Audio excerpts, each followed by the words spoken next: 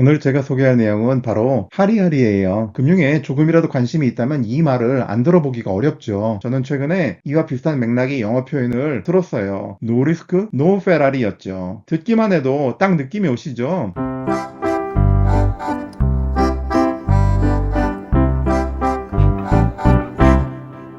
여러분 안녕하세요. 파워앤의 권빠빠예요. 오랜만에 자녀에게 알려줄 금융 경제 상식 시리즈 영상을 추가하려고요. 금융과 경제 분야엔 엄마 아빠 이건 뭐야 하고 아이들이 묻는데 막상 대답하기가 쉽지 않은 게 꽤 있잖아요. 이 시리즈는 그런 걸 짧은 동영상을 통해 쉽고 재미있게 알아가는 시리즈예요. 오늘 제가 소개할 내용은 바로 하리하리예요.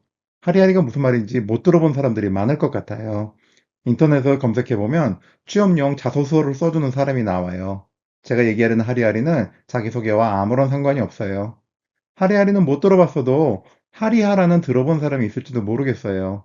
한 20년 전에 하리하라를 필명으로 교양 과학책을 쓰던 사람이 있었거든요. 하리하라는 힌두교와 관련된 인도말이에요. 힌두교에선 하나의 신이 새 모습으로 나타나는 바, 창조를 담당하는 브라마, 세상을 유지하는 비슈누, 파괴를 책임지는 시바죠.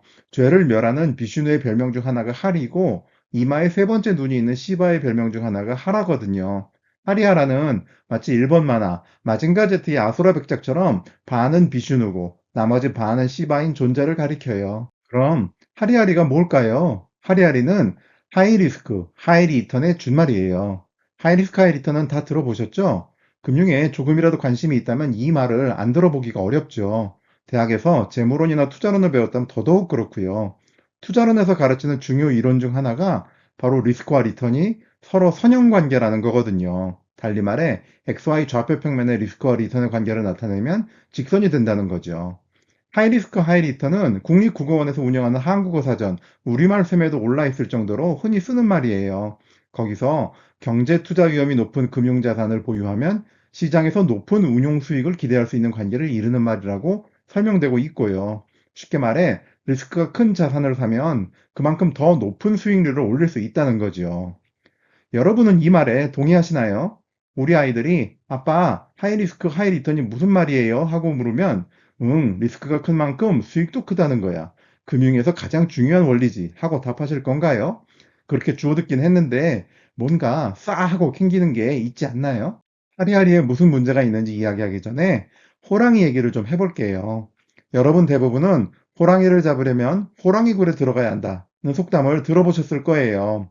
이건 오세기 송해 범협이 쓴 후한서 반초전에 나오는 이야기예요. 1세기 후한의 장수인 반초는 오늘날의 신장 위구르 지역을 제압한 전공으로 서역 도호에 임명된 사람이지요. 후한서에 나오는 말을 그대로 가져오면 구리포열 부두코자예요.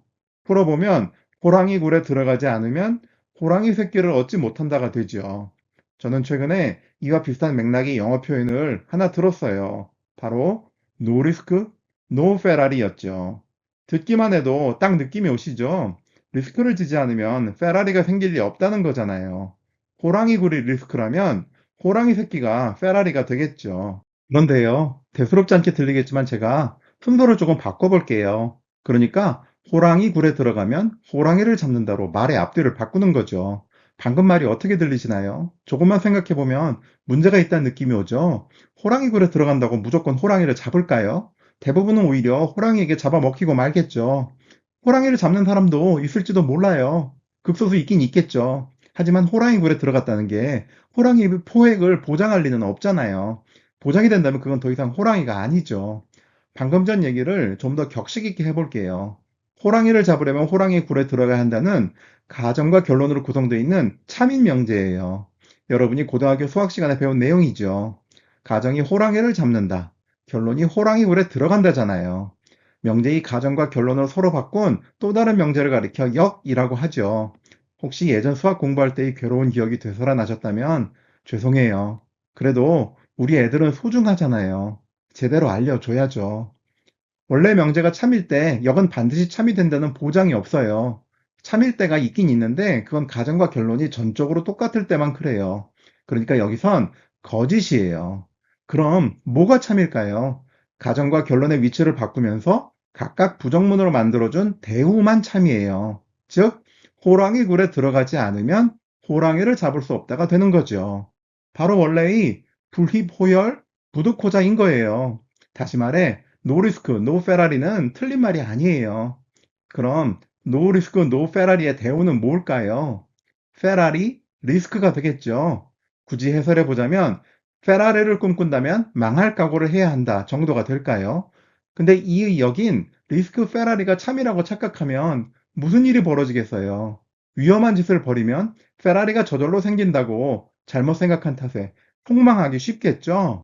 그래도 하이리스크 하이리턴은 여전히 옳다고 생각하는 사람이 있을 것 같아요.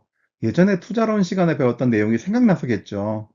주권과 회사채, 그리고 국채를 비교하면서 주권은 변동성이 회사채보다 크지만 그만큼 평균 수익률이 높았고, 또 회사채도 변동성은 국채보다 컸지만 평균 수익률이 더 높았다는 표를 떠올리는 거죠. 여기엔 이유가 있어요. 주권이나 회사채의 평균 수익률을 계산할 때 망해서 사라진 건 계산에 넣지 않고 모르는 척 눈 감아버리기 때문이에요. 가령 주가지수를 계산하는 방법 자체가 그런 식이에요. 쉽게 말해 생존자 편향이 있어요. 그런 것들까지 다 집어넣고 올바르게 계산한다면 국채 같은 저위험 자산과 크게 다르지 않거나 혹은 심지어 더 낮을 수도 있는 거죠. 그래도 관찰되는 리스크와 수익률 사이에는 일정한 비례관계가 있다고 여전히 믿고 싶은 사람이 있을지 몰라요. 그런데요, 서로 생존자 편향이 없고 또 그런 선형관계가 관찰이 된다고 하더라도 그걸 가지고 리스크를 지면 수익이 난다고 이야기할 수 없는 이유가 있어요. 바로 인과와 상관의 차이예요. 통계학 수업을 들으면 제일 첫 시간 듣는 이야기가 상관은 인과를 의미하지 않는다예요. 희한하게도 그 이야기는 그때뿐이고 투자론에선 그게 결국 하나라는 식의 설명이 난무하지요. 그래서 앞에서 호랑이 얘기를 했듯이 이번에는 옷 얘기를 해보려고요. 여름이 되면 사람들이 입는 옷이 얇아지고 겨울이 되면 두꺼워지죠. 옷의 두께와 온도 사이에는 아주 확실한 부의 상관관계가 존재하지요. 그렇지만 그렇다고 해서 지구 온난화를 해결하기 위한 방법으로 옷을 두껍게 입자고 한다면 어떻게 되겠어요? 바보가 될 뿐인 거죠. 오늘 이야기 어떠셨나요? 그럼 여러분, 나중에 다시 만나요.